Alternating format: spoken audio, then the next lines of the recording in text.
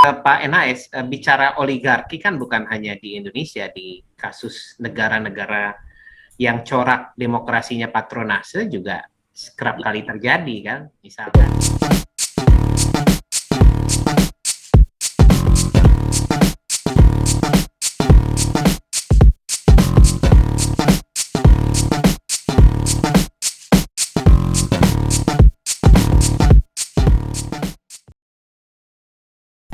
Kembali lagi bersama Amko TV.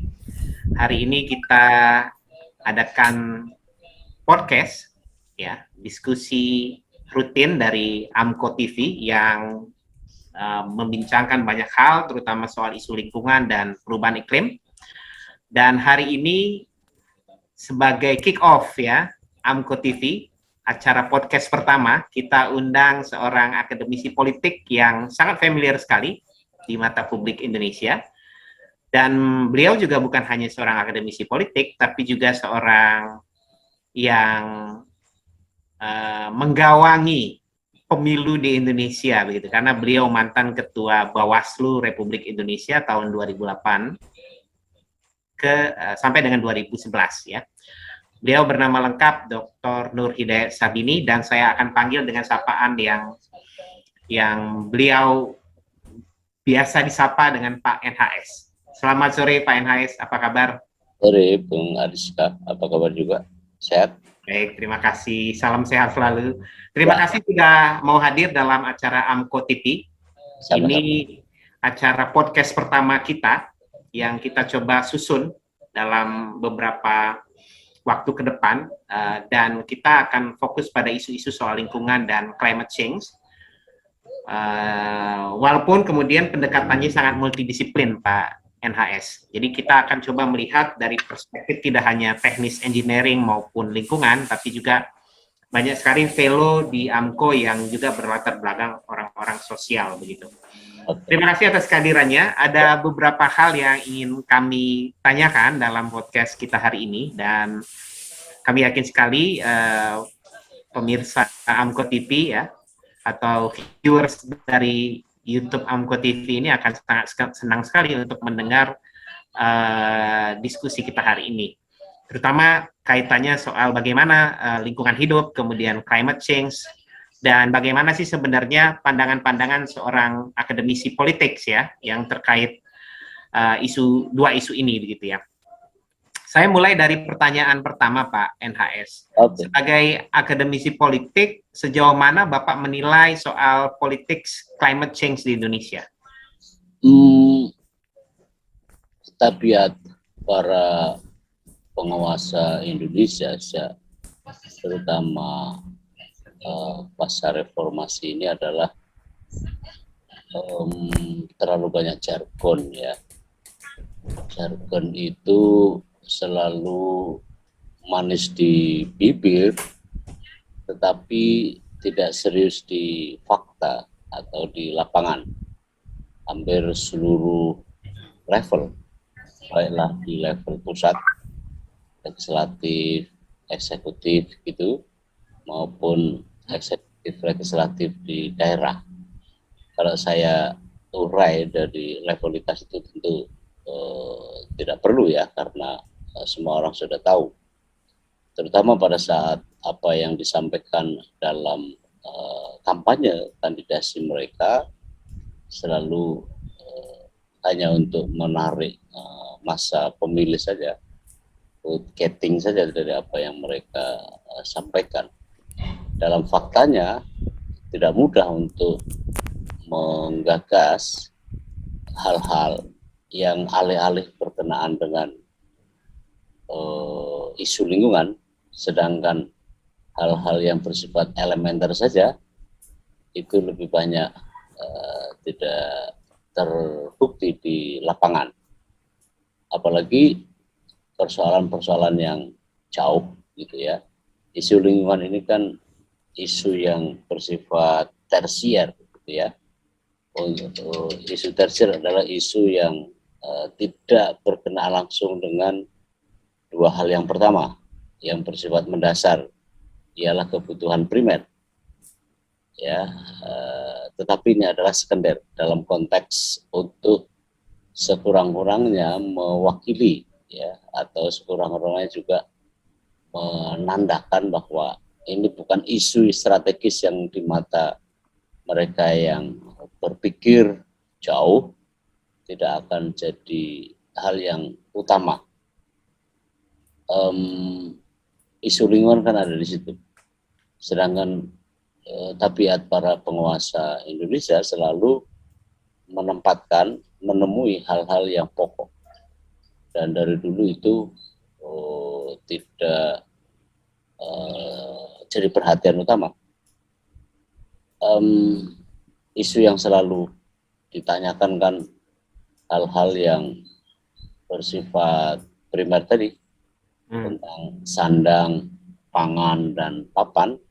Yang kedua mengenai hal-hal yang bersifat sekunder, seperti kebutuhan jaringan, infrastruktur komunikasi gitu, seperti halnya juga berkenaan dengan kebutuhan-kebutuhan hiburan, hal-hal yang bersifat mendukung terhadap primer gitu ya. Nah, penempatan terkait dengan isu pokok mengenai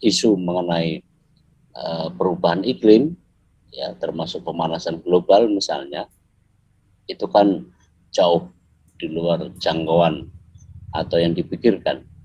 Apakah mereka tidak tahu? Saya kira kok tahu ya. Apalagi efek dari perubahan iklim ini sudah mulai terasa sekali. Bukan hanya suhu global di sekitar tanah air Indonesia ini, apalagi di Jawa yang semakin meningkat. Ada fenomena juga meningkatnya air laut seperti di sejumlah pantai di sejak Jakarta, kemudian di Semarang, di Jawa Tengah ini ada Pekalongan yang menggila begitu ya, sehingga menampakkan sisi abrasi yang lebih tinggi daripada permukaan tanahnya ya, karena diperkirakan juga dalam waktu 30 sampai 50 tahun yang akan datang kota-kota itu akan tenggelam gitu ya, karena intrusi air laut makin menjorok ke daratan, dan buktinya sudah ada. Berikutnya saya lihat ada juga orang yang ini kan soal tingkat peradaban ya. Sama juga kalau isu-isu tentang lingkungan, isu-isu tentang pemanasan global, dan pada akhirnya itu kan tidak jadi perhatian utama, terutama oleh pemerintah daerah. Kenapa? Karena kerusakan lingkungan sekarang ini menurut saya difasilitasi oleh ketentuan peraturan perundang-undangan atau regulasi omnibus law misalnya, itu lebih menekankan pada output maupun outcome dari kepentingan ekonomi dibandingkan dengan pro publik gitu ya, yang memperhatikan bukan hanya kelestariannya. Kalau menurut saya zaman pemerintahan sekarang itu menurun perhatiannya terhadap lingkungan, karena atau justru lingkungan itu adalah part of political business ya bagi politisi. Ya, rezim sekarang kan menurut saya menempatkan antara bisnis dengan kepentingan publik itu kan tidak berbeda. Buktinya apa? Perambahan terhadap hutan lalu dikonversi menjadi kelapa sawit, perkebunan kelapa sawit, tambang yang sebenarnya itu lebih banyak diperuntukkan bagi kesejahteraan orang banyak, tetapi secara eksklusif ditangani oleh segelintir orang. Di Kalimantan, jaringan tambang misalnya, jaringan adat misalnya, yang sering menyuarakan seperti itu, dan lagi-lagi ketemunya ada di segelintir orang yang berada tidak jauh dari lingkaran kekuasaan atau kaum oligark itu. Tapi Pak NAS, bicara oligarki kan bukan hanya di Indonesia, di kasus negara-negara yang corak demokrasinya patronase juga kerap kali terjadi kan, misalkan Betul, di India, di Filipina begitu. betul. Dari dimensi political science ya, karena Bapak sebagai pengajar ilmu politik, apakah memang sudah uh, apa ya, patternnya seperti ini? Ya, Ketika kita berdemokrasi tapi masih dalam area patronase, maka yang terjadi adalah memang bisnis politik atau natural resource politics itu adalah bagian dari uh, betul, apa yang diperbutkan oleh para elit begitu. betul. Oligarki di Indonesia itu beronggok gitu ya, secara bebas. Dia bisa melakukan apa saja karena sekondan di dalam pengambilan kekuasaan dalam lapis elit di level nasional itu tidak tertahankan, tidak mampu ditahan lajunya itu oleh baik orang yang ada di legislatif yang seharusnya mengontrol setiap sepak terjang dari eksekutif, sedangkan dalam kasus revisi Undang-Undang KPK misalnya, dalam Undang-Undang Omnibus Law misalnya, atau di Indonesia disebut Cilaka itu tidak ada yang mengontrolnya, bahkan antara legislatif dengan eksekutif sudah satu suara tanpa menyisakan suara apapun. Yang berikutnya oligarki di Indonesia bisa hanya mungkin ya, saya kira ini rumus umum, oligarki atau sepak terjang orang seorang sekalipun gitu ya, hanya mampu dicegah oleh sistem yang baik. Ini seperti lingkaran setan ya, hanya merombak itu tumbuh dari kesadaran, lalu ada tekanan yang sama kuatnya dengan kapasitas kekuasaan itu sendiri, dengan harus sebanding paling kurang ya mendekati sebanding dengan power yang dimiliki oleh kekuasaan itu sendiri. Nah, sehingga definisi apapun yang diinginkan oleh mereka yang berasik masuk dengan kekuasaan demi mewujudkan kepentingannya itu bisa ditahan, bisa diatasi.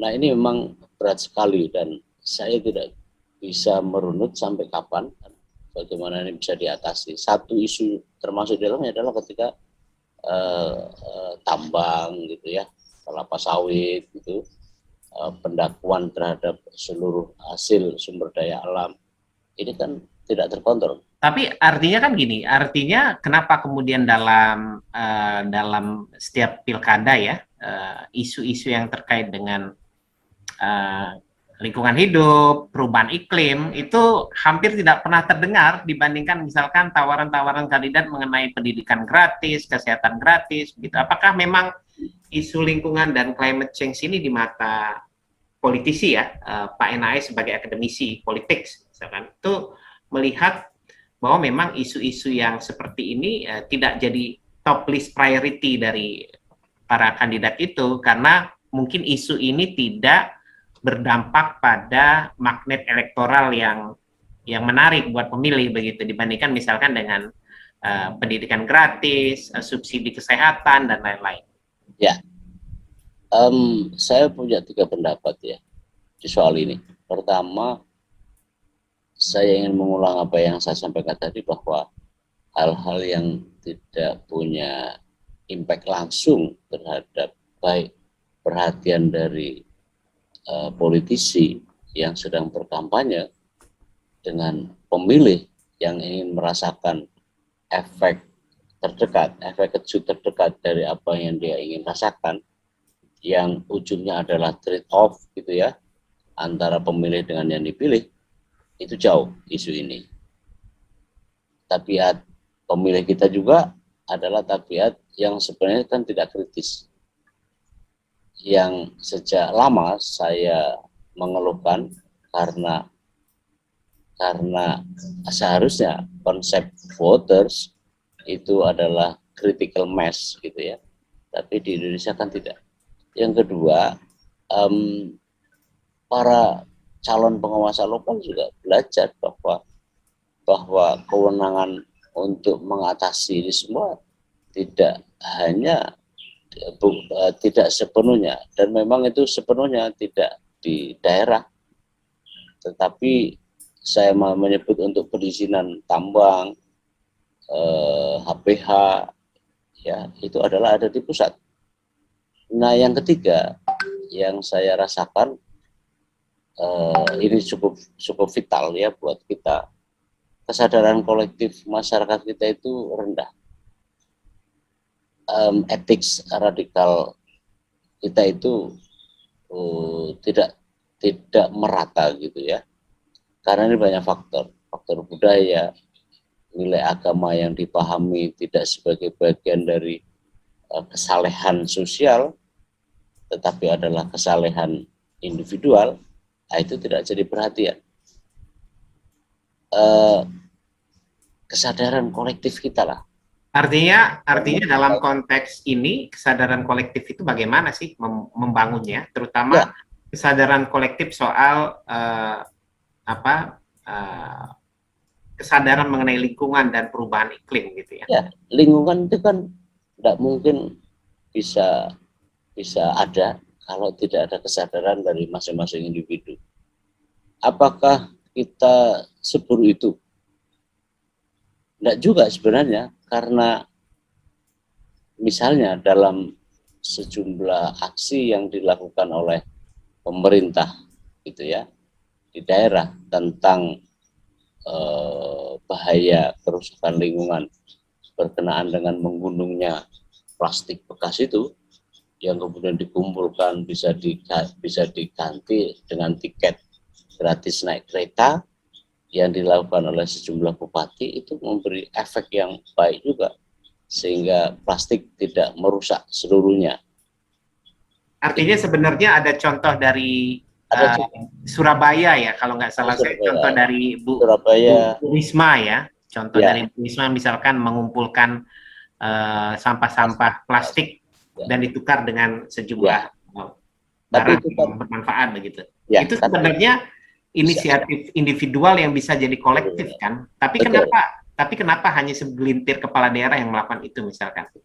Ada problem apa sebenarnya? Ya, kembali kepada ini, itu kan gagasan yang bersifat individual yang kebetulan dia punya jabatan, lalu dilembagakan sebagai kebijakan, yang kebijakan itu tidak menginstitusionalisasi kan, tidak menginstitusionalisasi dalam bentuk misalnya perda dan segala macam, tetapi itu gagasan individual yang kebetulan dia adalah seorang yang bisa nge-driving force terhadap satu perilaku yang baik gitu. Yang kita perlukan kan tidak sekedar itu.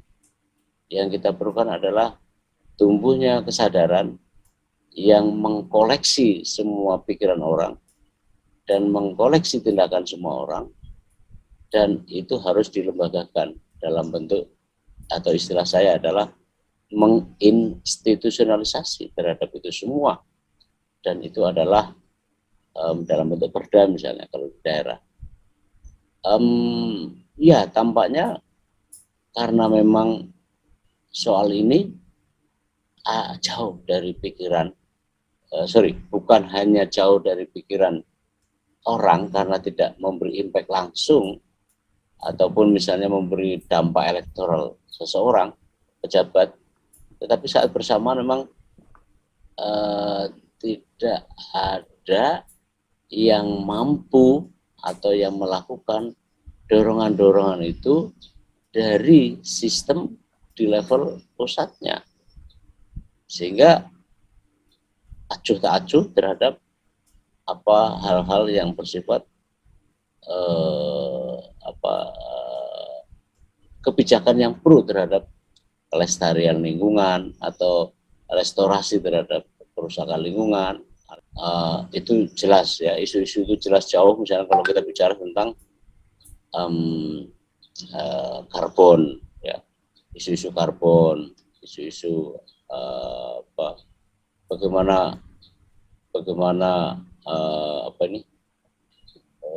kelapa sawit itu merusak, dan dalam komunitas internasional itu sangat celah begitu, itu kan jauh. Sedangkan yang di depan saja menyangkut masalah tambang, eksplorasi pengeksploitasi sumber daya alam seperti tambang tadi itu bisa juga merusak gitu ya. Dan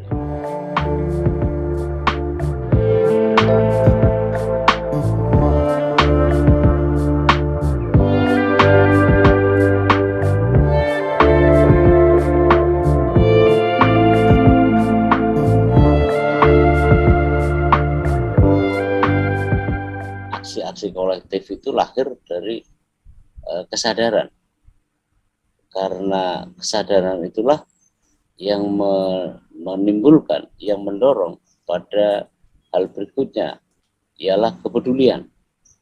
Tetapi kesadaran lalu kepedulian tidak mungkin timbul dari tidak adanya pengetahuan.